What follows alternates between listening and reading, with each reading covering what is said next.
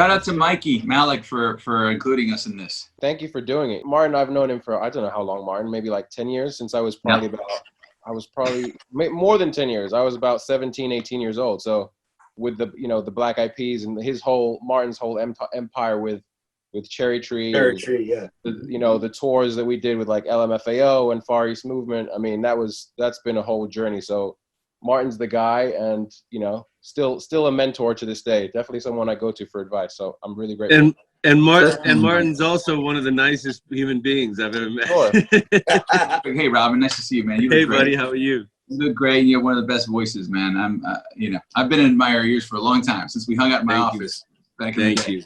But I do want to say something about Shaggy, because I think it's a privilege to be able to work with him and the capacity of his manager, but also to be his friend for the last 17 years. This is one of the most, first of all, he's a genuine, gracious, generous human being, extraordinarily so. And then second of all, and I say second because the first is just, I can't underscore enough what a kind person this man is, and thoughtful.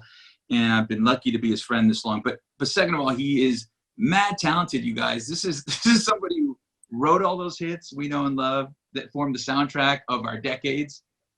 Keeps coming up with culture-changing records every few years. I mean, literally since, Oh Carolina, to Boombastic, to Love Me, to, Wasn't Me, Angel. And so it's remarkable to work with him this closely, because he's not only a great songwriter, he's a great musician, he's a great performer. He's a great producer. And he produced the song Banana for Conqueror, in which he featured. So a lot of people don't know some of the hidden talents. A lot of people don't know he served in the Marines. A lot of people don't know that, he used to do USO shows. And so he's a real Renaissance person, and it's a real privilege to work with him. And I want to take this opportunity to just underscore that, because I think the more you peel back on Shaggy's story, the more intriguing it is, and the more it makes sense, the regularity with which he has these big culture-changing hits.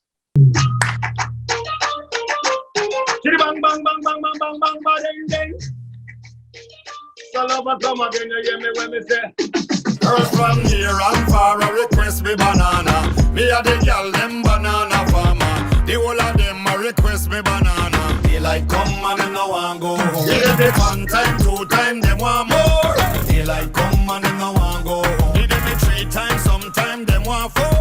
They like come and them no want go home. Y'all from Spain, Sweden, Ghana and Japan. I ring up before now ask direction. Them want come chill on me plantation. 2 girl from France say them want share one of me say we. Me say we. Grab me banana and tell me it's sweet. Them say we. Say that. Me say they, yo. They like come and they don't want go home. Sick with it, crew, drop. There's always been some sort of platform that raises its hand to spread new music and have some TikTok right now, but it's also doing something really great during these times, which is it's kind of gathering families to create these dances, and especially with this Banana Challenge, you see sort of people that are quarantining together, coming up with routines, and sort of, it's what I love seeing about it is all the love between them, and it also connects you because you're all finding ways to do the same dance but uniquely, like you just did. It's a really fun, entertaining thing to watch, and obviously it's a conduit for a great song, and it brings a little joy, to people. I think it's pretty needed right now. At least I need it.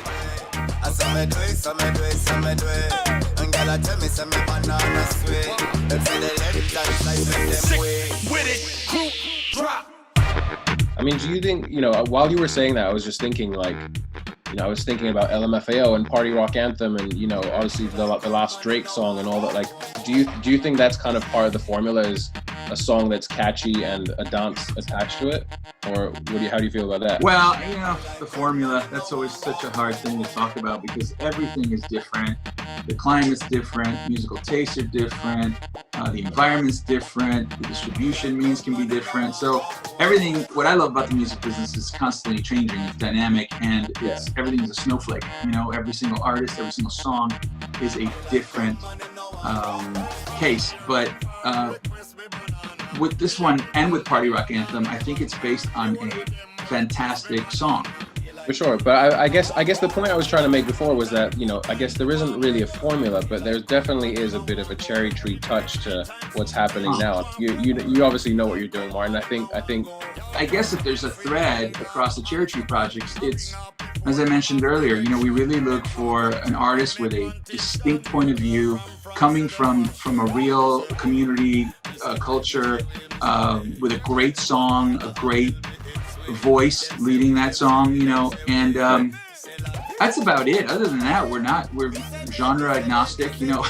We'll put out songs that are 10 minutes long or songs that are 2 minutes long. I mean, I don't really look for the same thing twice, because I don't think it can exist. You're not going to be progressive and first if you're looking for something that already works. So I'm just looking for good.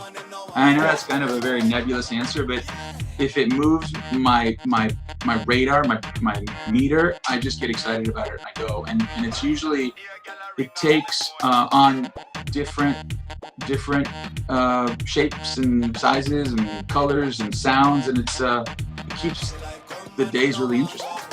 Martin, thanks so much for your time. Really appreciate it, man. You know, I think a lot of people are going to really kind of find a lot of value in what you're offering today and what you're saying. So really appreciate it, man. Thanks again. It's really just a fun joint, man. I can't